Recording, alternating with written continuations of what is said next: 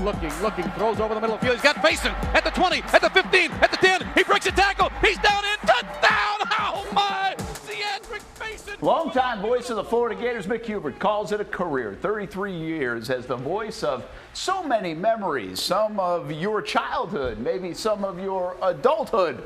For many, their entire lives. Yeah. Think about now, Gene Deckerhoff said goodbye to Florida State fans this spring. Now Mick with a farewell as well. If you root for a school or a team, these gentlemen are the soundtracks of, well, many of your seasons. Yeah, something about college, too. A few years ago, we visited with Mick Hubert, the man that called national championships in football, basketball, baseball. Let's turn back the clock to 2017, a memorable year for the voice of the Gators.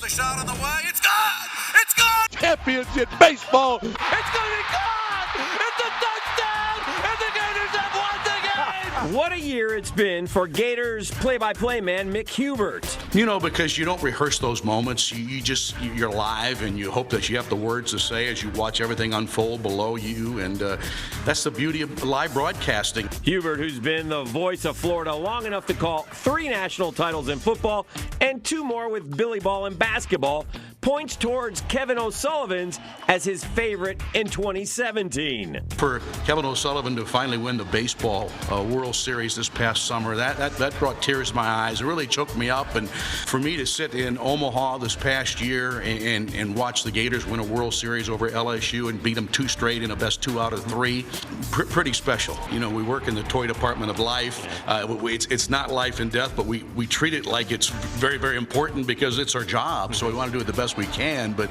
to sit there and watch these developments happen in these games and to be in a position to call them, you just don't want to mess them up. You want to capture those headlines as they're being made, because you don't get a take 2, you don't get a backspace, you get one shot to call it, and you hope that the words come out right.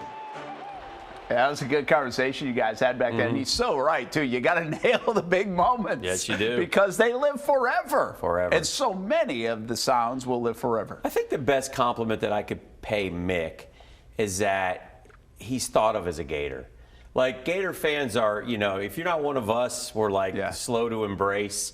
And he was an outsider, guy, right? He came from Ohio. Like, he was like a sports director at a Dayton, Ohio TV station, and did some Dayton sports, college sports, and he was hired back, I think, like in 1989, if I'm not mistaken. But he was thought of, obviously the call that he'll tell you put him on the map was Doring's got a touchdown. Doring's got a touchdown. I think it's still his favorite one, right? Yeah, against Kentucky, which was and Chris Doring will tell you put him on the map, and you know it's kind of it was a great moment. It's a lot of timing, and people weren't sure of Mick in his name at the time, and he had replaced David Steele, who took the job with the Orlando Magic. I think Florida's only had Otis Boggs, who was like, they say Otis Boggs was a great homer, and David Steele was a great professional, and Mick was like a mixture of the both. He was a pro, but he was also a homer as well, as you can be in college sports. Think about Florida and Florida State losing Mick and Gene Deckerhoff. Yeah. I mean, those are big staples for decades now. Just a legend, and he's from Jacksonville, FLA. Of course, he went to Old Forest High School, Westside High School. How many people will apply for Mick's job? That's a great question. I've always thought it's a great job. I would say this: my one hope as a Gator alum is that it's not that. No, my one hope, though, is that they give it to somebody who is a Florida person, because we have a great broadcast school there. Yeah, true. And there's turned out a lot of really good people. That's a good point. I just think it has to be somebody a little bit, I want you to hire somebody who's going to do it for the next 30 years. Yeah, that's the key. Because that's it's an important hire. It is. It is. Really, and it's different now than it was then. It changes, but there's still something about listening to the game on the radio in the stadium with your guys. Yeah, and I don't think that's changing. Yeah. Action Sports Jax primetime, Saturday at 10:30 on Fox 30.